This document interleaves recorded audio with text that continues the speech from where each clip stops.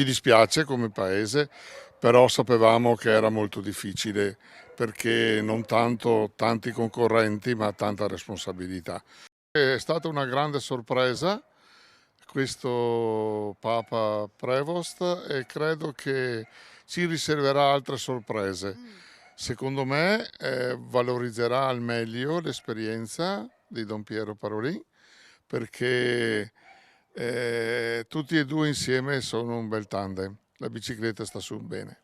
Leone XIV è il nuovo pontefice fino all'ultimo, subito dopo la fumata bianca, fino alla nomina ufficiale del sostituto di Francesco. L'intero paese di Schiavon aveva voluto pensare che il prescelto sarebbe stato il cardinale Pietro Parolin, ma a quanto pare lo Spirito Santo in conclave ha deciso diversamente e la comunità si è divisa tra delusione e speranza, come ha dichiarato anche Don Luigi Chemello, il parroco emerito di Schiavon.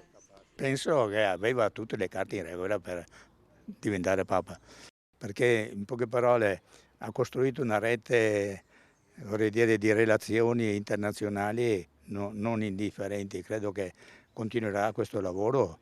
Si sono persi una buona occasione, però noi non siamo cardinali, non abbiamo potuto votare perché se fossimo state noi dentro avremmo votato diversamente.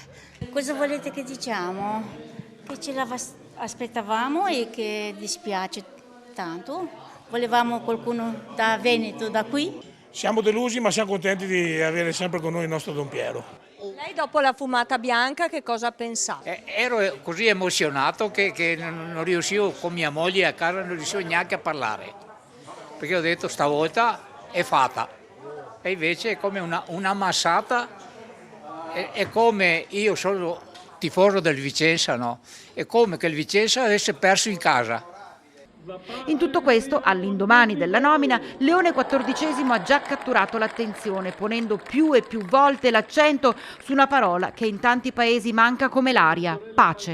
E addirittura lui ha parlato di una pace disarmata e disarmante. Ecco, finché lui faceva il discorso, io mi sono commosso, ho pianto, ho pregato,